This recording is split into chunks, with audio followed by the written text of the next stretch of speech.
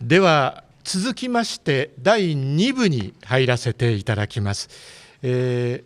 岡本さんのご友人4名からビデオメッセージが届きましたので、ここで放映をさせていただきます。日米それぞれ2名ずつ、岡本さんをよく知る方々が登場されます。放映順にご紹介しましょう。お一人目が学校法人立命館前理事長で名誉顧問の永田豊臣さん。次にマサチューセッツ工科大学教授リチャード・サミュエルズさん。次にハーバード大学特別功労教授ジョセフ・ナイさん。最後に外務事務次官の秋葉武雄さんです。それではビデオメッセージをご覧ください。立命館の永田です。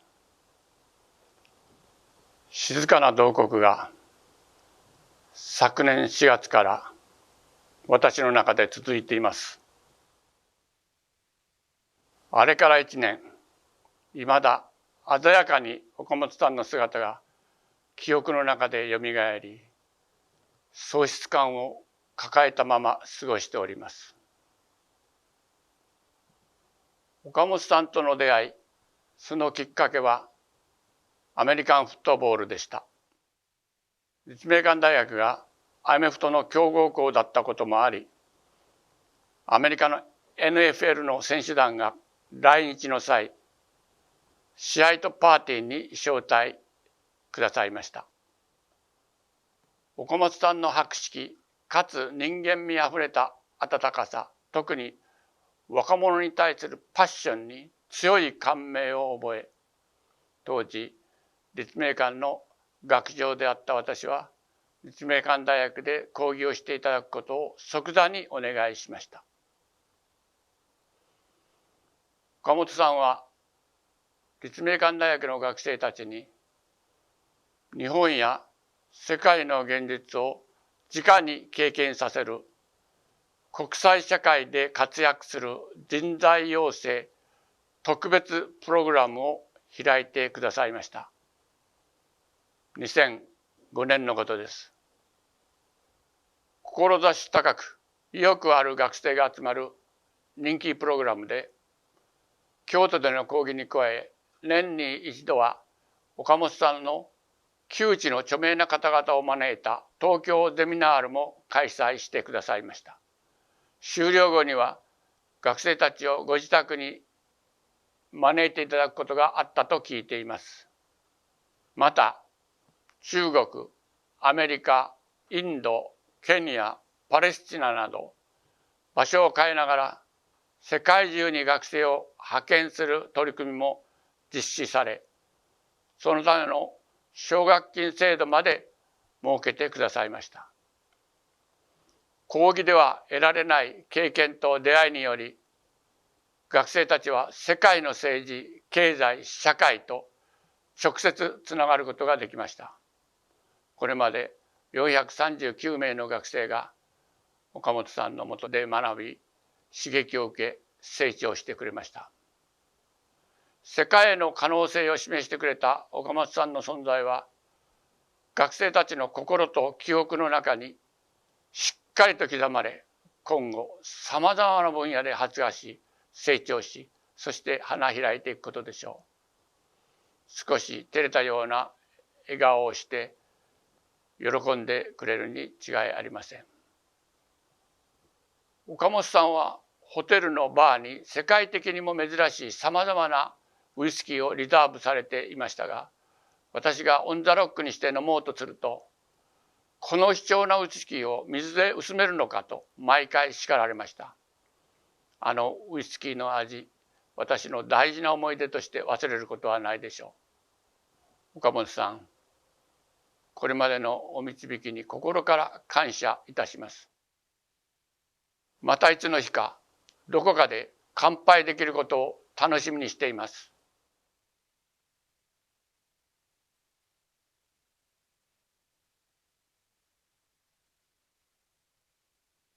Good afternoon. Yukio Okamoto was a very dear friend of long standing. We first met at Y Plantation in the late 1980s when we participated with his mentor, Watanabe Koji, on a conference panel on US-Japan relations at a particularly fractious moment in the era of so-called Nichibei Masatsu. And I recall how relaxed and how erudite he was and how charismatic. We stayed in touch over the decades. He dropped in to see me at MIT. I dropped in to see him at Kamiyacho, sometimes after intervals of 1 or 2 years, but it never felt like that much time had passed. One such encounter particularly stands out for me. It was one day in the late spring of 2011 while I was in Tokyo to do research for what became a book on the triple catastrophe in northeastern Japan, and I stopped in just for an aisatsu visit. And he asked what I was working on, and when I told him 311, he brought me over to a large table in his office where several photo albums were arrayed. They were filled with photographs of the Tohoku hellscape, but also of the industrial equipment, large shipping containers for shelter, compressors, and other things that he had convinced large Japanese firms to provide to help the local fishing community get back up on its feet. And he took no credit publicly for those efforts, but he took great pride privately and deservedly so. A few years later, he also played a role behind the scenes in convincing Mitsubishi Materials Corporation to apologize to and to compensate nearly 4,000 Chinese laborers who were conscripted into its progenitor, the Mitsubishi Mining Company, during the war. This took courage on everyone's part. Now, my wife Deb and I live in Lexington, Massachusetts. It's the town where the first shots were fired in what would later become the American Revolution. And each April, and almost exactly to this day, Lexingtonians, like all Massachusetts residents, celebrate what is called Patriots' Day. And Patriots' Day begins annually with a pre-dawn, fully costumed reenactment of Paul Revere's ride and the dramatic march of the Redcoats into the town center, where they meet several dozen armed farmers across a 100-meter-long village green. The armed battle is followed by competing pancake breakfasts at our local churches. And then there's the 11 o'clock in the morning, a very unusual 11 a.m. Red Sox game and the Boston Marathon. It's a sort of regional trifecta that we locals consider the most wonderful day of the year on our civic calendars. Now, in 2013, Yukio and Kyoko-san stayed at our home the night before the enactment so they could enjoy the full experience. We four stayed up late into the night drinking and talking. And after arriving at the village green before sunrise in time for the reenactment and the pancake breakfast that followed, I then hustled them off back to Boston, insisting that they take up a position near the marathon's finish line, which was just around the corner from their apartment on Commonwealth Ave. Within an hour, the horrible news broke of the marathon bombing and the associated maimings and the deaths. And I can't describe the relief Deb and I felt when we got Yukio on the phone and learned that he and Kyoko were well. They had walked back to their Boston apartment less than 10 minutes before the blasts went off. And by that time, and until his untimely death, Yukio had been a senior fellow at the MIT Center for International Studies that I direct. He was generous with his time, meeting frequently with our faculty and with our graduate students. And I was just delighted that he used MIT as his US base of operations. And at the center, the late Ezra Vogel, Ken Oy, my colleague, Suzanne Berger, another colleague, and Joe Nye, also from Harvard, and I formed a small benkyokai with Yukio to discuss chapters of the memoir that he was writing. He was eager to tell his story, and he finished much of it. It's a story of courage. It's a story of generosity. It's a story filled with insight that I think will illuminate the US-Japan relationship. And we're committed to seeing it through to publication. And we're certainly going to miss and continue to miss Yukio very deeply. Thank you very much. I'm trying to pay tribute to somebody, Yukio Okamoto, who is going to be deeply missed. Yukio and Kyoko-san were visiting at our house for dinner in Lexington, Massachusetts in November 2019. and we had a wonderful, joyful evening.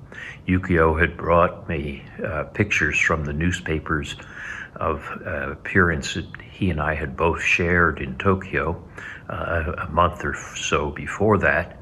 And it looked like the most important thing would be when we were going to meet again at our next session in Tokyo.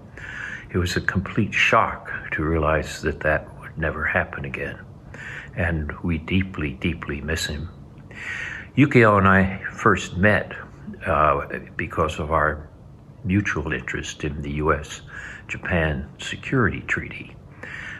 We went to various meetings that were designed to enhance that relationship. As Ambassador Mansfield once said, there is no more important relationship in the world than that between the United States and Japan. And that's something that Yukio and I both believed and both worked to try to make a reality. I must say that Yukio is somebody who contributed enormously to that relationship between the U.S. and Japan. I also remember working with Yukio on a group that Dick Samuels has mentioned, a group that convened at MIT to discuss the draft chapters of Yukio's wonderful autobiography. We had a number of interesting meetings discussing his role, but also the larger role of the U.S. and Japan in the period after 1945. And I always found it enormously refreshing and very, very honest. He sent me many chapters to read, which I would send him back comments. He would reply, and we would also discuss them when we had a chance for the group to come together. This process of working on his autobiography helped not just to deepen my friendship with him, but also to deepen my understanding of Japan and of the U.S.-Japan relationship. Indeed, I'm delighted that Dick said that he is going to ensure that this biography is published, because I think it is a major contribution to the understanding of Japan and the United States and the U.S.-Japan relationship. In that sense, we will remember Yukio. We can never forget him, but we certainly will deeply miss him. He was a great friend personally, a great friend of the U.S., a great enabler of the U.S.-Japanese friendship, and we won't forget him, but we definitely will miss him. So thank you all very much for your attention and sharing these thoughts about Yukio. 岡本さんと私との出会いは、彼が当時安保課長の頃でした。私が一課長補佐というより入りたての人間だった頃です。その時にもう秋葉一緒に飲みに行こうと言って連れて行かれた場所にいらしたのが、当時の日本企業のトップの方何人かいらっしゃいました。あ、一課長でこういう人たちと付き合えるのかというふうに当時非常に印象に残ったのを覚えております。その場で岡本課長が日本国のあるべき姿について一生懸命議論していた、そういう姿が思い出されます。外務省を辞めになった後もずっと我々と愛、外交の話をしてくれました。対等に話をしてくれました。総理補佐官として政府に戻ってこられて、沖縄だとかイラクとか非常に大事な国運のかかる仕事をされていらっしゃいました。私が当時小泉総理大臣同行して北朝鮮に行った直後、日本に帰ってきたらすぐ呼びつけられて、平壌宣言というものが出たけども、ここの部分の意味は一体どういうことだというふうに聞いてきました。批判してたんですね。私は私で自分の考えを述べて熱い議論になったのも覚えております。外務省を辞めてからもずっと外交官であったと、そういう方であられました。岡本さんはよくダイビングに行かれまして、いつも年賀状に彼の撮った水中写真、魚の写真というものを送ってきてくれました。しかし私が気がついたのは、その写真の多くの中に太陽光線が海の上から差し込んで海中で揺れている太陽光線が映っていることが多かったんですね。私はそれが岡本さんにとっての追い求めているもの、この国のために何をすべきか、あるいは人間としてどうあるべきかっていうもの、そういったものをこの光の中に一生懸命探そうとしていた、見つけようとしていた、そういうふうに感じられました。今となっては、私にとっては岡本さんがその光になってしまいました。岡本さん、安らかにお眠りください。ナイ教授とサミュエルズ教授のお話の中にあった岡本さんの執筆本ですが、現在岡本アソシエイツで編集中です。この後日米で、出版される予定だと伺っております。ではこれで第2部を終了とさせていただきます。